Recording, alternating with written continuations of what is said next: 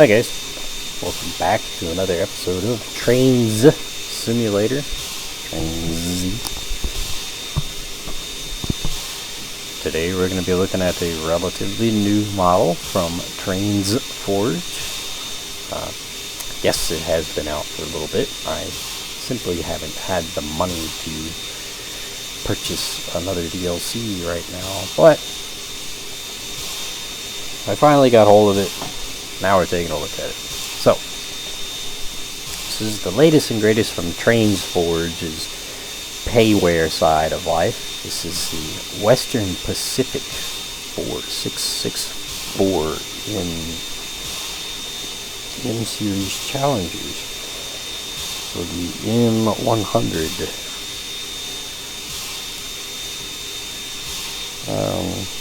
I don't know a whole lot about them. The Western Pacific's not a route that I had ever thought all that much about, so it's not one that I knew a whole lot about before I bought it. I still don't know a whole lot about it, so as far as the history goes, not a whole lot I can say to it. The base locomotive is a copy over from the Union Pacific CSA class, Union Pacific's earlier Challengers.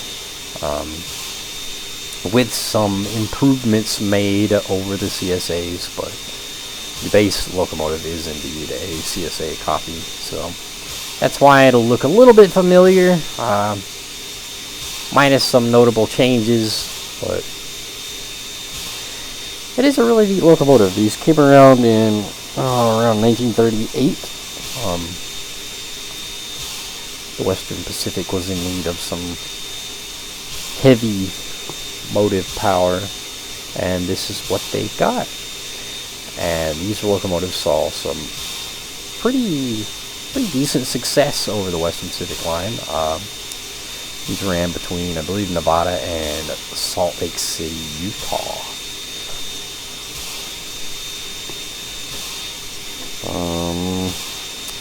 Probably, I'd say one of the more notable things in this particular locomotive class's history is one of them ended up at the World Fair, the Chicago World Fair in 1949,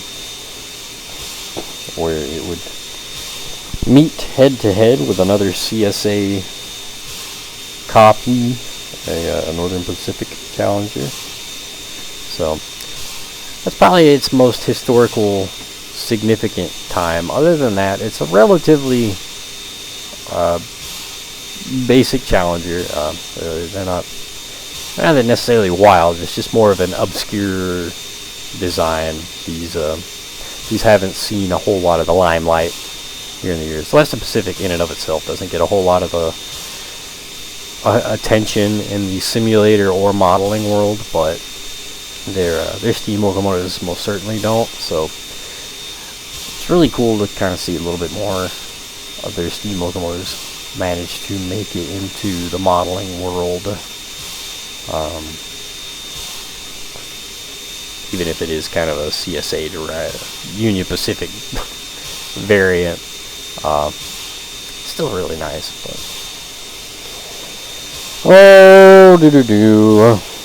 I believe these were retired in the 50s, the early 50s, and unfortunately they were all scrapped. So none of these locomotives survived. As far as the pack goes, you are going to get 5 different locomotives. Well, different. These locomotives actually, oddly enough, managed to remain pretty much the same throughout their operational career. They didn't have many changes done to them. However, there are 5 examples in the pack that you will receive. The pack is $12. As you can see right here, we have numero uno. This is the as-delivered variant. We got really nice kind of gray paint scheme, white wall tires, the white pin striping. But this is the as-delivered. This will be the locomotive that we use. And then we hop on down to here. I've got the rest of them. We have the early and we have the late And with the early and the late, you will receive a weathered and non-weathered variant. So our early non-weathered, early weathered, late non-weathered, late weathered. What the huge differences are, I don't know. The paint scheme, pretty obvious. One of the changes that will happen. But other than that, there's not a whole lot. They don't change up a whole lot. As I said earlier, these locomotives didn't go through really any changes phase. These locomotives actually remained relatively untouched for the majority of their career, which is pretty rare for an older steam locomotive, but pretty cool on the other hand. But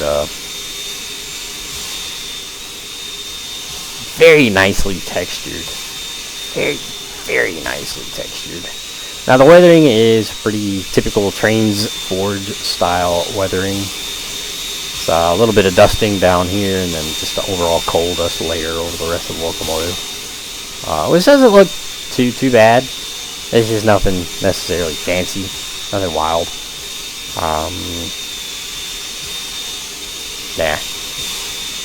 Not to say that it would look necessarily out of place either. These locomotives ran out where the terrain is pretty dusty. That's about all there is to it.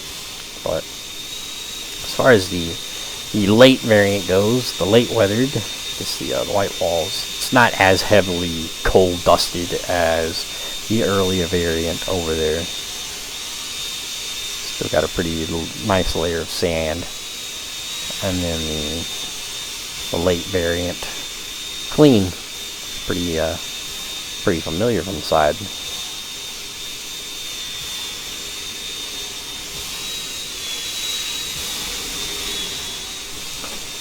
Anywho, we'll hop back here. So I have already played around a little bit with them, not a whole ton, but I have played around a little bit. So I will tell you guys, the sounds are the same. The sounds are identical across all the locomotives. So there's no reason for me to go through and operate each and every one of them, because you're going to get the exact same thing.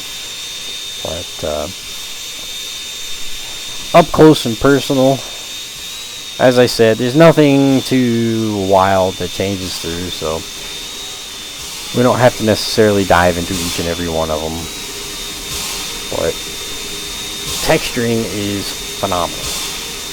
For Trainz, this is definitely some of the best texturing in Trainz. And just overall, the model looks really nice. Everything's nicely rounded.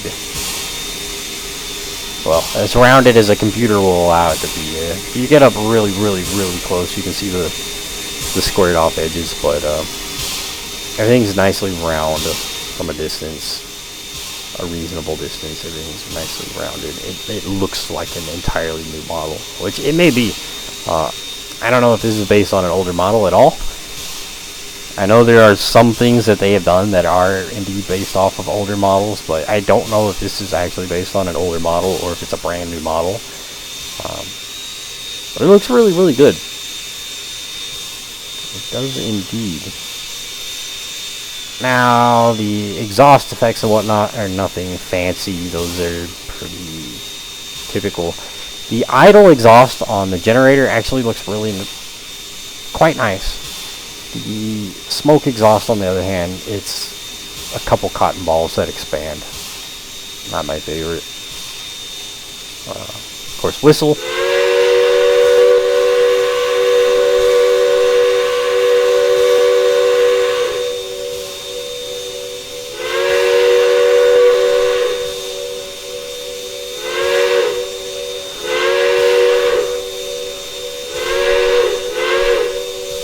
That sounds really nice. There's no painfully obvious looping sounds. You can hear a little bit of crackling in the background of the older audio file that this probably came from. I imagine whistles for the Western Pacific Challengers are pretty hard to come by any audio of those, but you can hear a little, very faint crackling in the background, but nothing wild. Of course, our bell.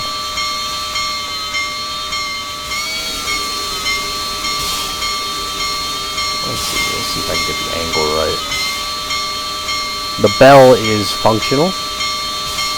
The bell actually does, the little gong inside does ring. It is a steam operated bell. Even have the piping that goes to it. That's actually pretty cool. It's a nice little detail. Sounds pretty good. It do indeed sound pretty good. Let's go ahead and pull up our HUD here so that we can check our external details. Train class, turn on our headlights, turn around. Train class will turn our marker lights up, and it adds train flags up on top. So we got extra, which is white. The headlight looks phenomenal. The headlight is easily one of their best headlights. Much like the Northern Pacific 460s that came out not too terribly long ago, that is what a steam locomotive headlight should look like in really any of the train simulators. As far as American content goes, that right there, you know, it's nothing obnoxiously bright. It's not neon white. It's got a really nice yellow glow to it. It's got some nice brightness to it. It looks really, really good. The marker lights are nothing fancy. The marker lights are pretty typical of Trainz Forge. Yeah, they don't look too bad, but yeah, the glow on them does drown out the actual marker light object. We'll go to green here. Again, nothing fancy. Kinda. The marker lights are a little bit too bright. Marker lights are definitely a little bit too bright. Scheduled. Smoke box door does open. And we do have an interior. Pretty cool. Nice little detail. Cool. All the latches and whatnot do move. Roof hatch. Back here.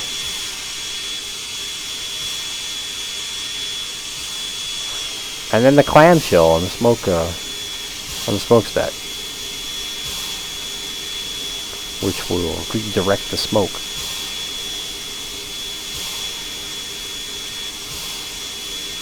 That's pretty cool.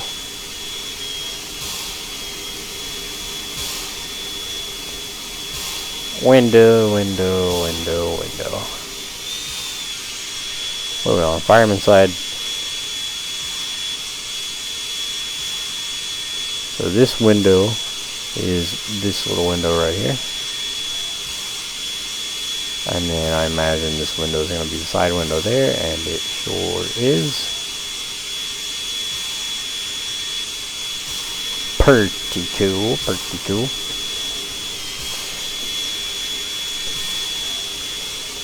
Inside, I actually have a custom cab. It's not a placeholder. And it looks pretty decent as far as Trainz cabs goes. It certainly doesn't compare to a few other sims. The texturing is not as, it's not near as crispy. The actual object detailing is not near as crispy. It's pretty painfully obvious that this is a 2D texture right all in this here, but it isn't bad. I'm not going to speak too much to it because I never operate in the cab on Trainz. It's not my thing. So anyway, let's bring it down the tracks. So let's be sure our switches are set before we run into anything we don't want to.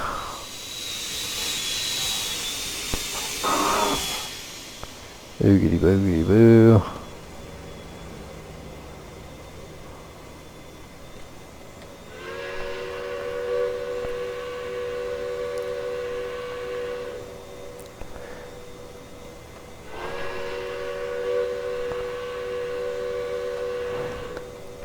Boy, a distant whistle sounds really, really nice.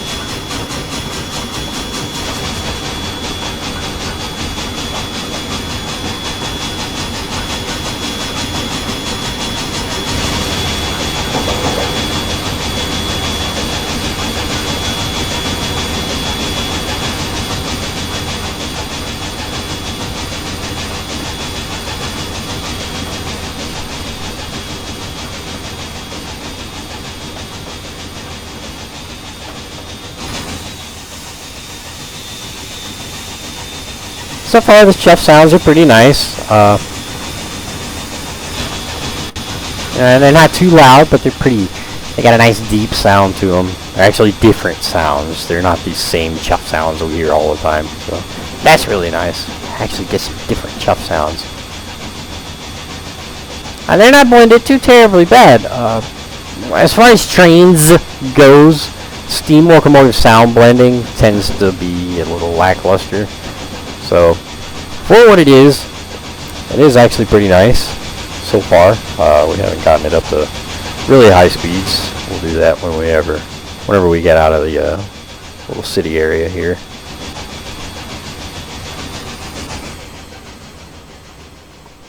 But so far it does sound quite nice. Really nice chuff sounds.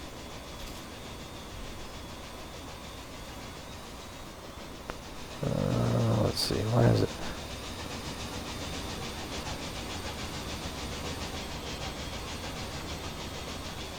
There we go.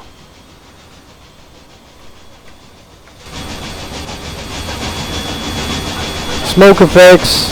They don't look half bad. They're not the best. They're not the worst. They're just kind of pitiful for such a large locomotive. Those smoke effects would look much better on a smaller locomotive. It's just too much locomotive gear to have such light smoke. Ooh, the articulation looks pretty.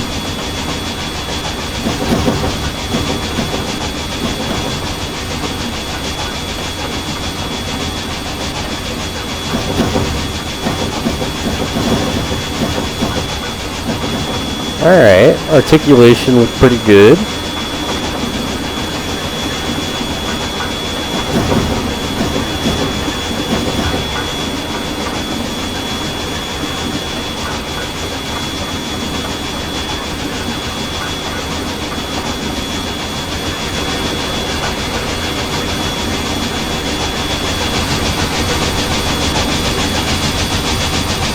It's really nice that chuff sound.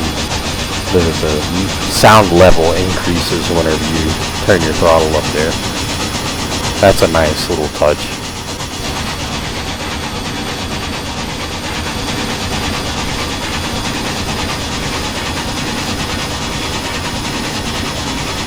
Now, unfortunately, the chuff sounds don't get offbeat whenever the front and rear drivers are out of sync. But that's not too terribly noticeable.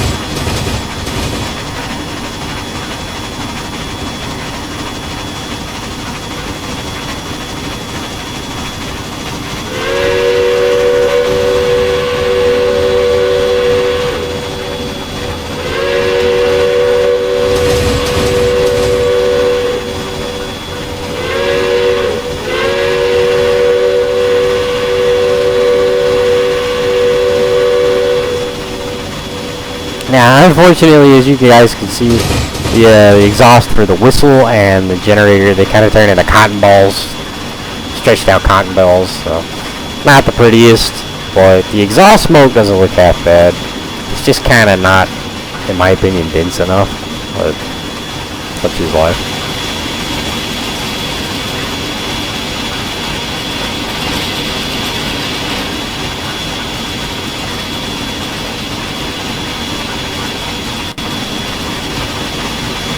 Let's see what it'll get up to.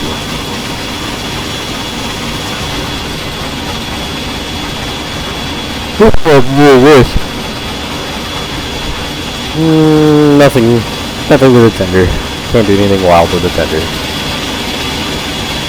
That is kind of cool though. They added the little coal bits right here, like some coal spill. Ah, I forgot about this wonky bridge. I meant to do away with that. It won't make a difference, we'll still go through it, but it's gonna look a little funky.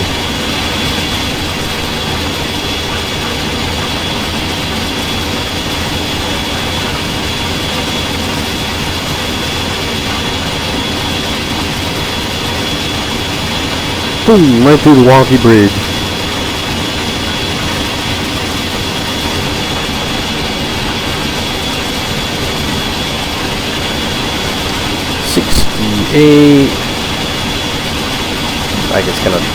Looks like it's gonna grab 70. Look at that.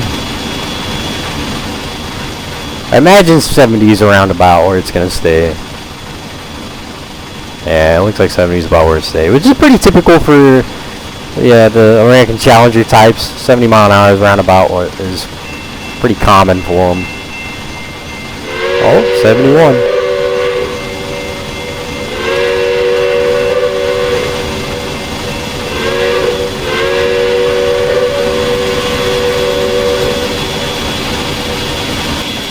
Alright, let's cut it, bring it to a stop, see what happens. We got 71 mile an hour. Overall, really, really nice model. It's nice and smooth. It looks good, it sounds good. Nothing too terribly wacky about it. Mostly the smoke exhaust.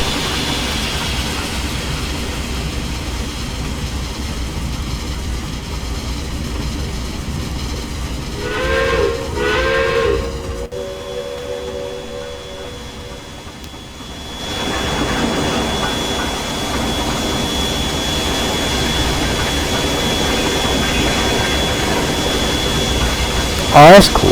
The Western Pacific here on the tender is a separate object. It's not just a 2D texture. You can just see it kind of sticking out there. It's kind of cool. Different. But really, really nice. No immediate stop. So overall, a phenomenal looking locomotive. I think it's well worth the 12 bucks. If you're into Western Pacific, it's definitely a must-have for you. If you're a reskinner, you might get some kind of cool use out of this. If you're a steam locomotive guy, you definitely need to have this. I think it's well worth it. At 12 bucks, you can't go wrong. But do go check it out. It is available on Trainz Forge website. It is really, really nice, as you guys saw. 100% worth it.